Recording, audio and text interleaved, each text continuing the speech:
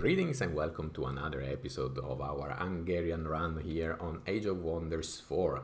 Today, for the first time, we are going to sail, and in case if you are asking yourself why in the middle of the Ural steppes we have all this large amount of water, well, the reason for that is simply because I screwed it in the very first episode of the series. Because basically when I have configured the realm, I have set continents rather than land. And this is the reason why now we have a map that looks like this, but it's okay, it's fine. I mean, I cannot change it now, so we will just stick to this, and yes, we will explore a little bit more the sea. And the reason why I would like to explore more the sea is because I would like to understand where our archenemy Hond is coming from.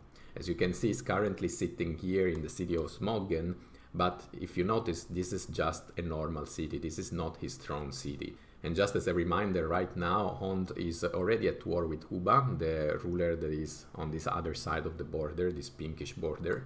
And yes, I think it will be nice to understand where On Throne City is, because then, who knows, we might also decide to declare war as well on Hond, and then he will have to defend himself from two different rulers. But at the moment we do not even have an idea of where his throne city is located, and that's why we need a little bit to sail in this direction and see where it could be. Here there is a fire, by the way, in the fog, but I don't know what is this. This could be everything, I think. It could be On Throne City, it could be Huba Throne City, it could be something else, so I have no idea. But we will sail and find out more. And we might also try to strengthen the relationship with Kond, as we already have a defensive pact with him, so I think it could be good in the perspective of, I don't know, maybe Hond declare wars on us or something like this. So what we could do, first of all, I could use the gold to at least pay for one of my transgressions. And then I could also forget the transgression that Kond made in the past, because in the previous episode basically we stole each other some provinces. Of course this damaged our relationship in the long run, but for the moment the defensive pact is still in place. So let's try at least to get some points back. I will forgive all these transgressions. Now the relationship, it goes up to 375, and the war justification balance is at -60, completely unjust. So in theory we should have secured our relationship with Kond. Then we have received a trade proposal. This is Tash, and this is not the first time that he's sending us a trade proposal. He wants to have a wizard bond. And the previous time he requested this, we declined the offer because I know for sure that he has poor relationship with Kond, and so I didn't want to, let's say, have good terms with the both of them, because then they could declare war at each other, and that will be a little bit tricky then for us. So what I have decided to do is to stand with Kond on his side. So what I will do also this time, I will decline the wizard bond proposal from Tas. Let's just end the turn and see what turn 32 has in store for us.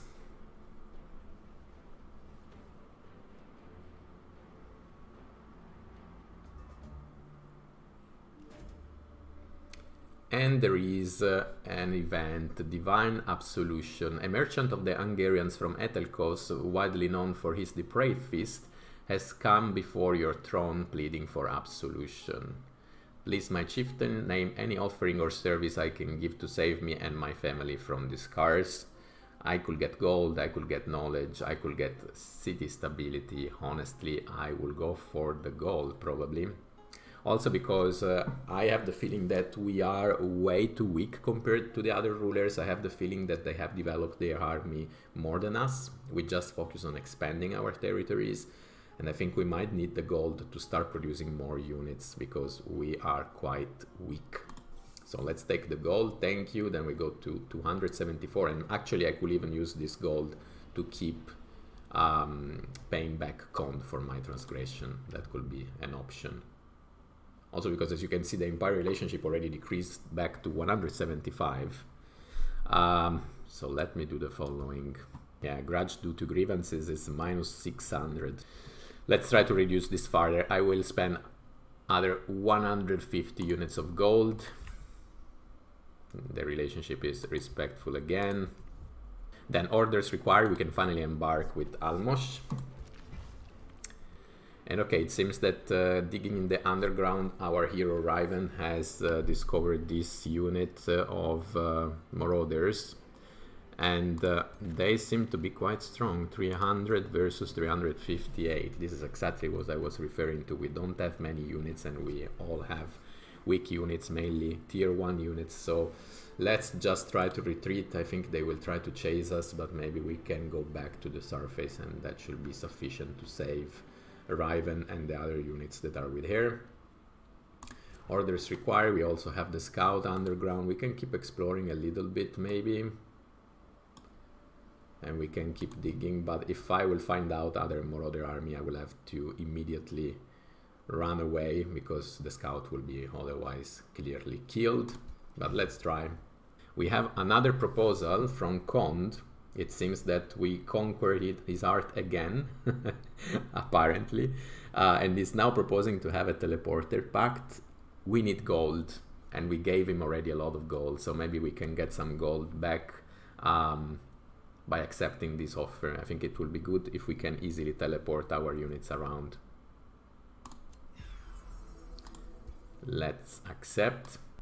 Message received. This is Helod, another ruler. We didn't interact much with him. Right now the relationship is positive, I will say. 175. He's indifferent. But yeah, I will not do any big effort to improve the relationship right now because I have no idea of what to expect from him. Let's just say goodbye. And another ruler was denounced. Kond denounced Tash, yes, and this is what I was referring to before. So the two clearly have some issues, and that's why I think it was the right call not to improve the relationship with Tash, because we have to stand with Kond, and then in case if the war between the two will escalate, we already know which side to support. I think I might go for a province claiming pact with Kond, because in this way we will not have additional grievances in the near future if we keep expanding or if he keeps expanding. So let's do it. It's a deal.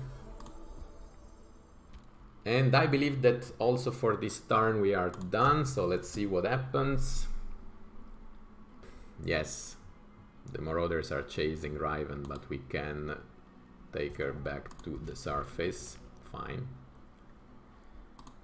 The scout unfortunately found also another infestation, so we have to run away. And then coming to Almos, as I was saying, we can sail finally and explore a little bit more this side of the map, looking for the throne city of Hond.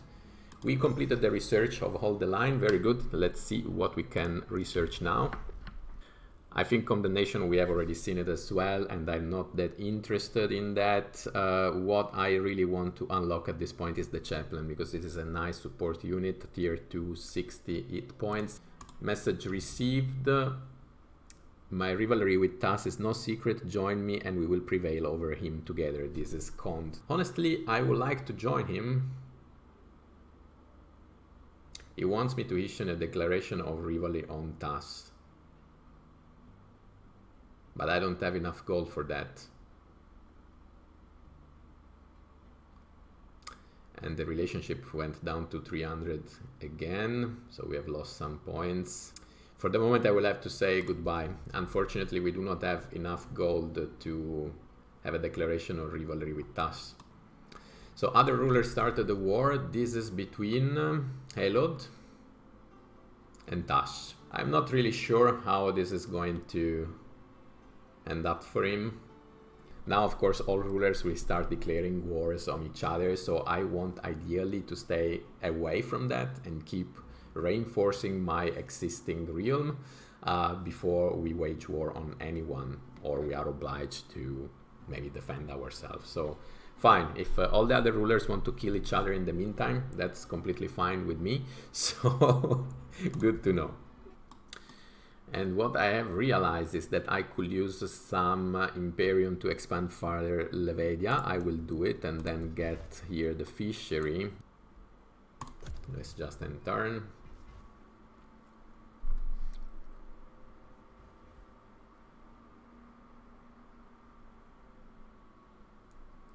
My domain has been invaded by Hond.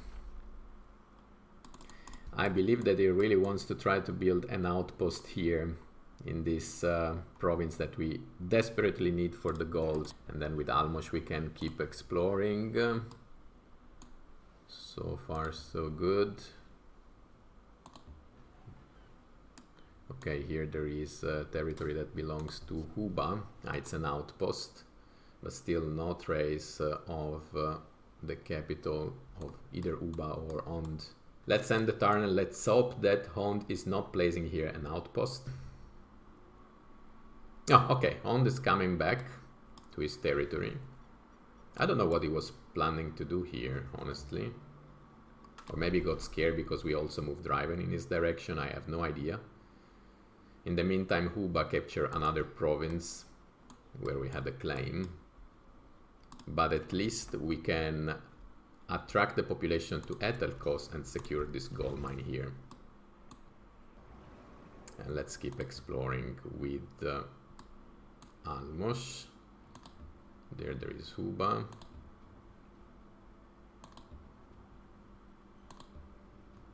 And here there is again the territory of Hond, which makes me imagine that the capital could be somewhere here. Here we have the mountains, so the capital could be somewhere here, I imagine. Orders required. We are still chased by this unit.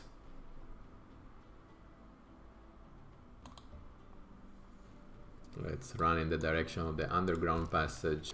We can cast a spell and we have plenty of mana, so maybe we can do it. I think it's time to cast the Legion of Zeal to get a small unit enchantment. The scout almost made it to run away from that Marauder guard.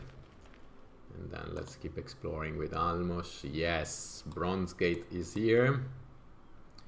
I correctly predicted this.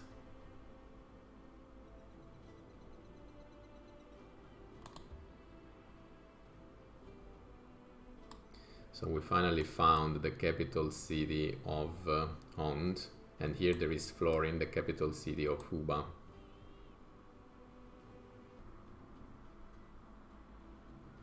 Ah, here there is actually an Age of Wonder of bronze level. And we have completed the research of the chaplain. This is very good. But we still struggle with the gold, unfortunately. And what I would like to do next is to maybe move to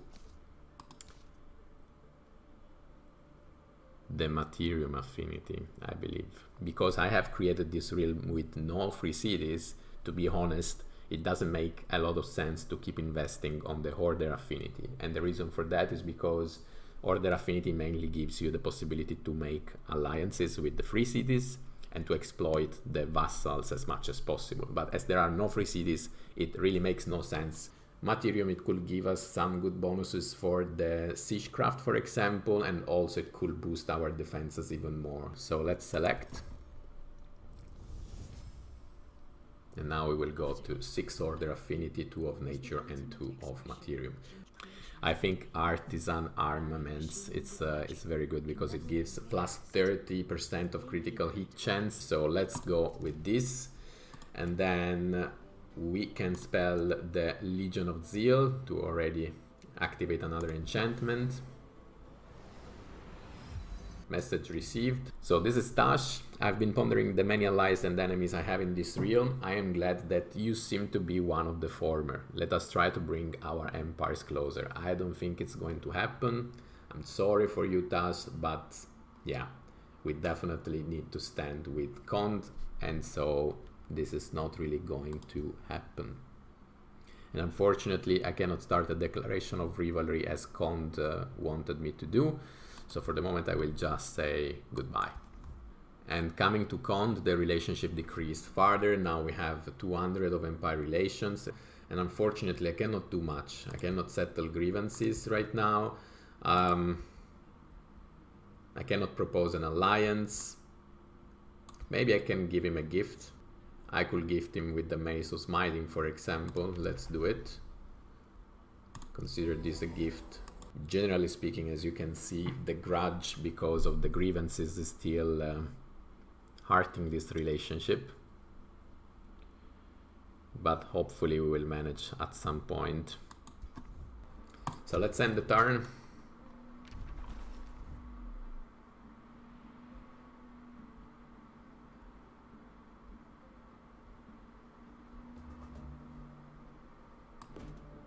And we have another event. Closer to Magic, a distinguished envoy of the Hungarian Council appears before you.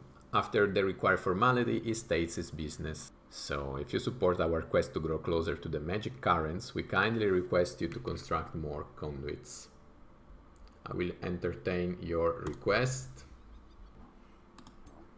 I might maybe bring Riven here to clear this Marauder Guard just to give her some experience. Seems to be the most affordable opponent. With our ruler we can actually maybe consider clearing this Ancient Wonder.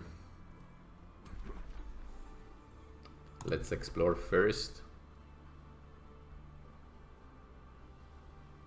But it will damage the relationship with Huba, so unfortunately I will cancel because right now I do not want to escalate.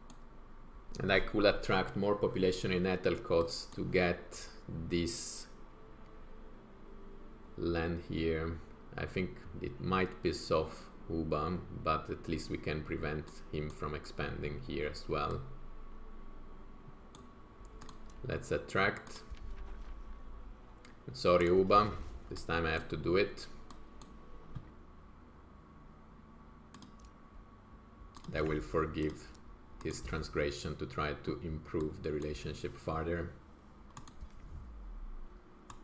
Alignment to very good. And let's end turn 37. We might try to clear with Jonas this unit over here. Let's hand this turn and let's see. With the fact that On does not declare war on us, triggering the defensive pact with Kond, and Kond does not get attacked by Tas as well, we are a little bit blocked right now. But at least we can move Riven to this Ogre and try to get some experience here. I will manual combat.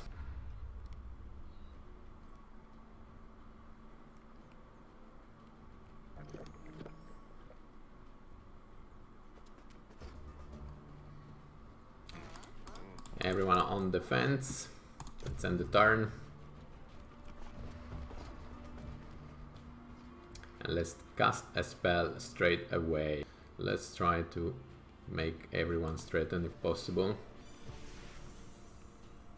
Very good.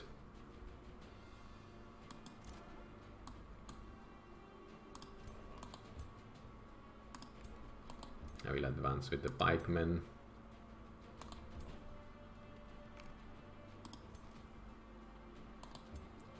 Also advance with the archer and start shooting at one of their unit. Unfortunately we missed the first shot.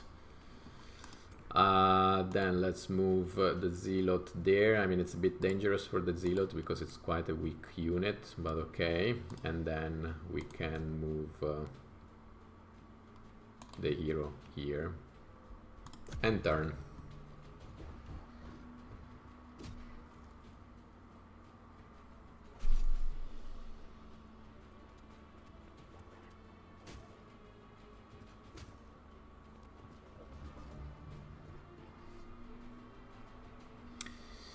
And I think we can heal with Riven this pikeman.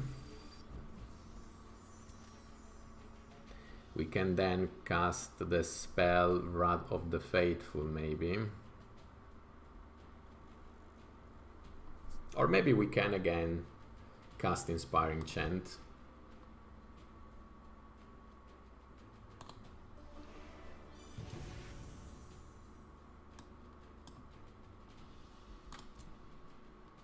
Then let's make a lot of damage with the zealot. We can finish this unit with the pikemen. Very good.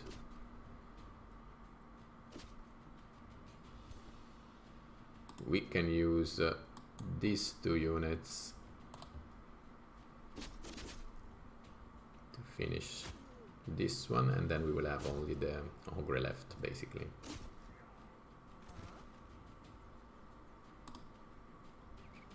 Actually, we can finish the work already with the archers. Let's do it, because then we can move the pikemen already against the ogre.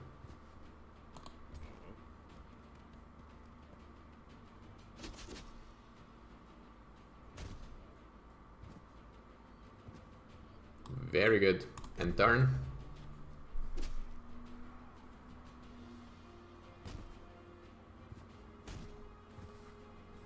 The ogre inflict a lot of damage on the pikemen, but we should be able to deal with the ogre very well, I believe.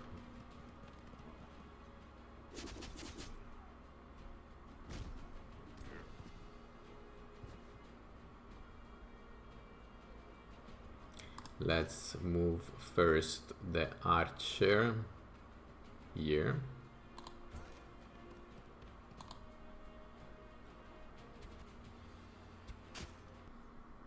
Wrath of the Faithful on the ogre.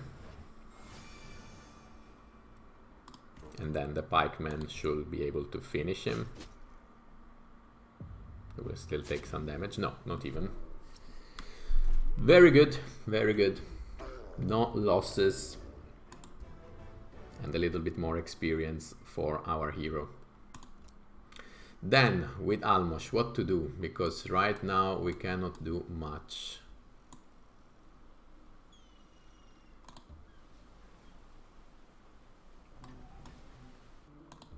Let's clear also this unit with Jonas the Strong. So for the moment, let's move the scout back. We might use them to flank our opponents, but later on. And then we move the pikemen next to the other units. And the archers as well. All the others on defense. And turn.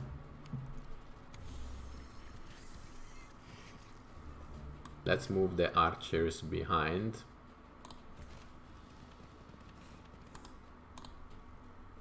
Then Inspiring Chant to boost all the units except the scout.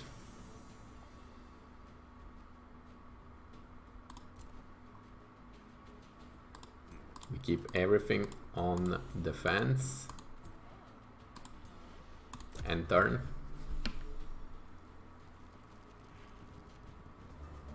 They also do not want to move, it seems. Which is okay, then we can start charging them. Let's charge this unit with the pikemen.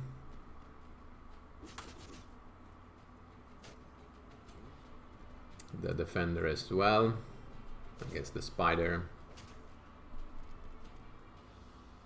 Let's move these other pikemen to the other side for a little flank if possible. We make advance the archers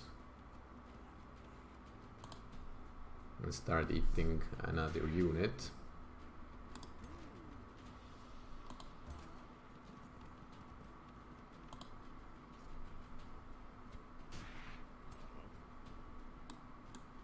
With the hero we can charge the spider.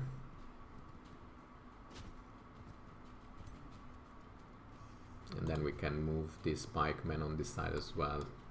Also, let's call the Wrath of the Faithful on the defender, the opponent defender. And the scout, we move them over there for an attempt of flank. Actually, we can already make a little bit of damage from there. And we can end the turn.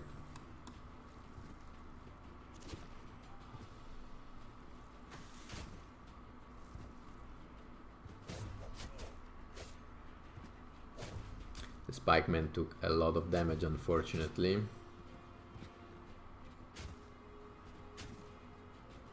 Ah, we lose them. Okay, okay. It is as it is.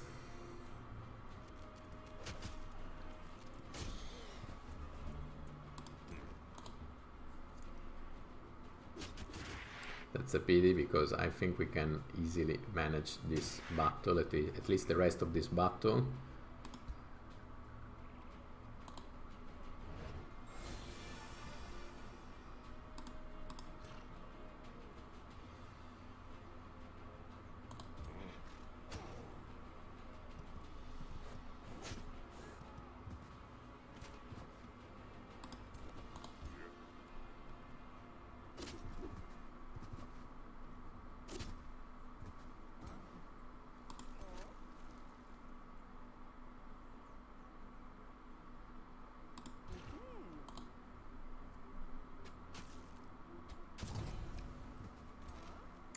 Quite straightforward, I will say.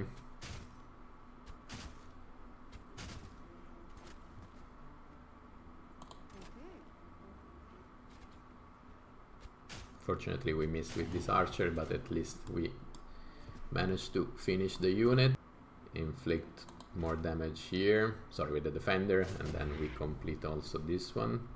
And there is only the scout unit left. Will not manage to kill any of our units, so let's end the turn and then we will finish the scout in the next turn.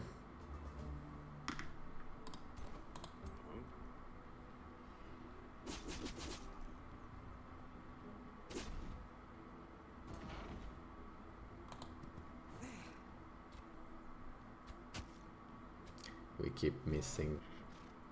I will finish this directly with Jonas the Strong. Very good. Yeah, we have lost one unit, the pikemen. I mean, probably it was possible to avoid this loss, but it is as it is. Hero level up, this is Riven, and we can give her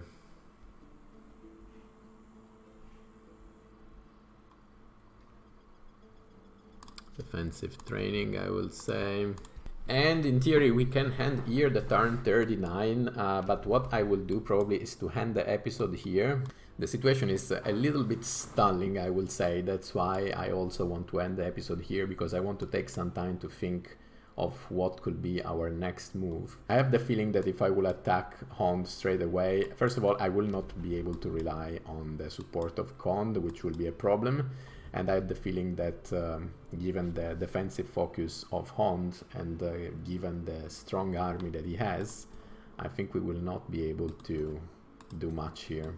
The capital, the Throne City, seem quite difficult to siege with 120 of defenses, so honestly I do not want to declare war on Hond yet. And he's not declaring on war on me, because he knows that we have a defensive pact with Kond.